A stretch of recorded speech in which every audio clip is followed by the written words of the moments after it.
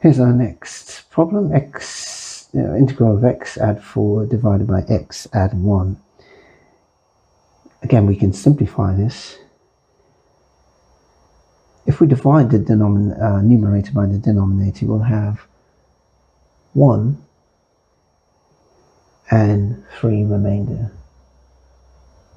A remainder of 3, and we're divided by x add 1. So this integral could be written like this, dx.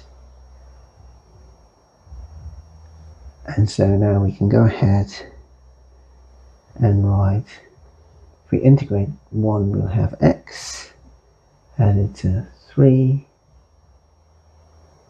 times 1 over x add 1. So 1 over x add 1 will give us ln, the modulus of x add 1. But we're multiplying this by 3, so we have 3 ln x add 1 and the constant of integration.